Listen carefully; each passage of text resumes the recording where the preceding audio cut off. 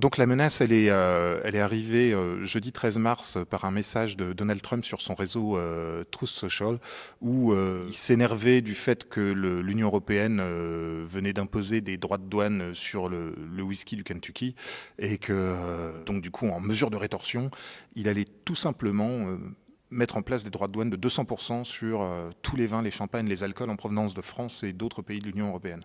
Alors 200%, c'est juste incroyable parce que ça double le prix des bouteilles. Il faut savoir que les Américains ont déjà tendance à penser que les champenois, ils ont poussé le bouchon sur la question du prix et que ça s'est vu en 2024 sur les ventes. Pas tant sur les expéditions, mais sur les ventes sur le marché. Le marché américain, c'est pas n'importe quoi pour la Champagne, hein. C'est le premier marché en valeur depuis 2016, c'est le premier marché en volume depuis 2021. Selon les chiffres de l'interprofession, c'est 27 millions de cols expédiés en 2024. C'est-à-dire 10% du total de l'appellation en 2024, puisque l'appellation a expédié 271,4 millions de bouteilles en France et partout dans le monde.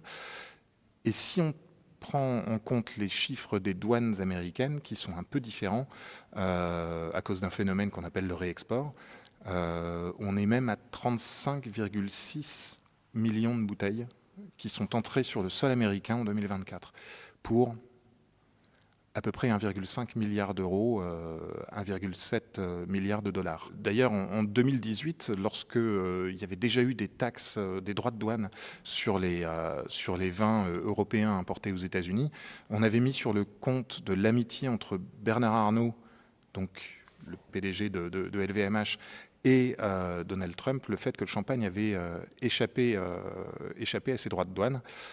C'est pas sûr qu'il y arrive. C'est pas sûr qu'il y arrive cette fois, alors que pour le coup, LVMH, enfin plutôt MHCS, c'est-à-dire la filiale vin et spiritueux du groupe de luxe, est de très loin le premier acteur sur ce marché américain qui est en gros très très concentré en réalité. Il y a à peu près 3000 importateurs, il y a beaucoup de marques, il y a beaucoup de vignerons, beaucoup de petits négoces qui envoient des bouteilles sur ce marché qui est très très bien valorisé.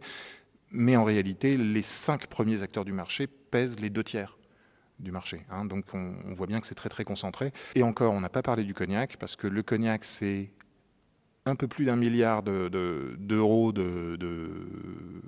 d'export vers les États-Unis, très majoritairement venu du même groupe, c'est-à-dire MHCS.